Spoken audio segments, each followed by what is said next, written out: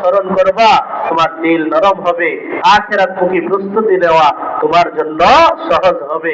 নবীজি সাল্লাল্লাহু আলাইহি ওয়াসাল্লাম একবার মসজিদে গেলেন, যা দেখলেন কি সাহাবায়ে কেরাম একটু হাসি খুশিতে ব্যস্ত।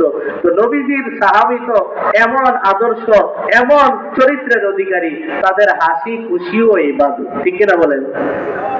আমাদের মতো এমন হাসি খুশি না যে হা হা হা করে এক একজনকে অপমান করি, আরেকজনকে ক্রিটিসাইজ করি, আরেকজনকে চাতা বলি, এমন তো না। তো নবীজি সাল্লাল্লাহু আলাইহি ওয়াসাল্লাম বাহ্যিকভাবে একটু হাসি খুশি দেখা নবী একটু বেজার হইলেন। সাহাবায়ে কেরামকে বলেন, এ সাহাবীরাম, লাউ আন্না আকসারতুম যিকরা হাদিমিল লাজ্জাত লা শাগালাকুম আম্মা আরাদ। এ সাহাবীরা, তোমরা যদি মরণের কথা বেশি বেশি স্মরণ করতা, তোমাদেরকে এই অবস্থায় আমার দেখা লাগতো না। এ সাহাবীরা, আকসিরু যিকরা হাদিমিল লাজ্জাত, মরণের কথা তোমরা বেশি বেশি স্মরণ করো।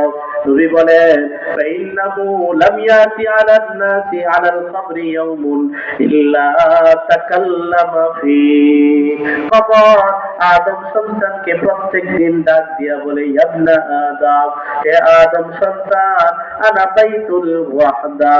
কবর ডাক দিয়া বলে, আদম সন্তান, ও আব্দুল্লাহ আব্দুর রহমান, আমি কিন্তু একাকী ঘর।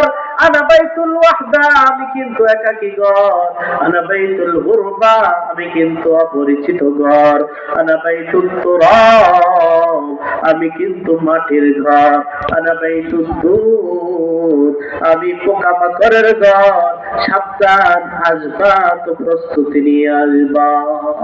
খবর প্রত্যেকদিন তোমাদেরকে এভাবে ডাক দে, আর তোমরা এতটা গাফেল, এভাবে জীবন যাপন করছো যেন তোমাদের আল্লাহর সাক্ষাৎ পেতে অপছন্দ করে।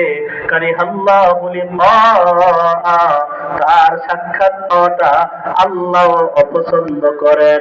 সাহাবায়ে কেরাম বলেন, ইয়া রাসূলুল্লাহ, আল্লাহর সাক্ষাৎকে অপছন্দ করা, মৃত্যুকে অপছন্দ করা মানেই তো আল্লাহর সাক্ষাৎকে অপছন্দ করা। কি বলেন?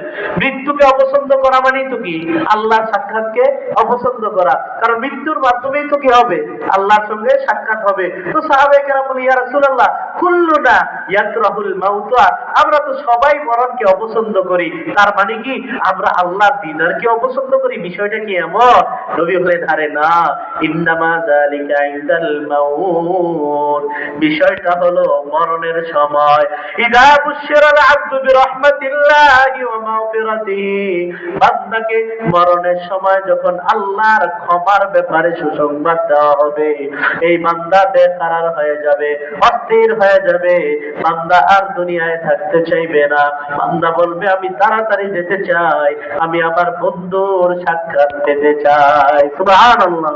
এই জন্য আমাদের নবী মৃত্যু শয্যায় শায়িত অবস্থায় দুনিয়ার সব কিছু বুইলা বলে, আল্লাহুম্মার রাফিকাল আ'লা, আল্লাহুম্মার রাফিকাল আ'লা, ও আল্লাহ, আমি আমার পরম বন্ধুর সাক্ষাৎ পেতে চাই। ইমানদার বান্দাকে যখন ফেরেশতারা আল্লাহর রহমতের সুসংবাদ দিবে, বান্দা বলবে, দুনিয়ায় আমি আর থাকতে চাই না। কিসের পরিবার, কিসের পরিচয়, কিসের সন্তান সন্ততি, আমি তো আমার রবের সাক্ষাৎ পেতে চাই।